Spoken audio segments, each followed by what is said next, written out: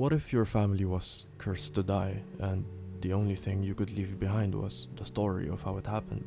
What Remains of Edith Finch isn't just a game about death, it's a game about remembering, about retelling.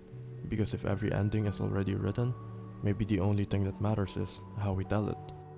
What Remains of Edith Finch is a 2017 narrative-driven game by Giant Sparrow.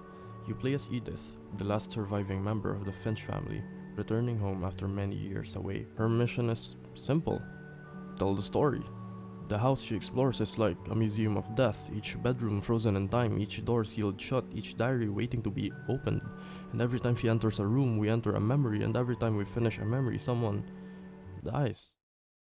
One by one, you uncover the tragic, surreal, and sometimes magical stories of your family until finally, you reach your own. The Finch family doesn't die in normal ways. One gets eaten by a monster, one flies to the moon, one turns into a cat, then an owl, then something else entirely. It sounds absurd, dreamlike, even funny, but the story ends the same way, with a child, a sibling, or a parent gone too soon.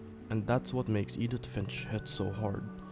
These aren't just death, they're inherited, passed down like a curse, and the curse isn't just dying young, it's having to watch it happen again and again and again. Edith doesn't just record these memories, she shapes them. Every room is a shrine, every story is a performance, and the deeper you go, the more surreal it becomes. Are these memories real? Are they exaggerations? It doesn't matter, because it's what grief does. It turns tragedy into stories we can live with.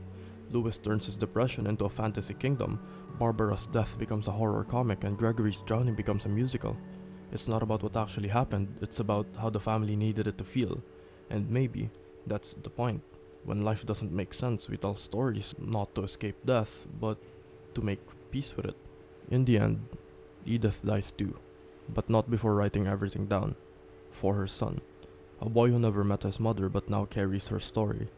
And just like that, the cycle begins again. A family tree full of names and a journal full of memories. In What Remains of Edith Finch, no one survives, but the stories do. What Remains of Edith Finch isn't just about how people die, it's about why we need to remember them.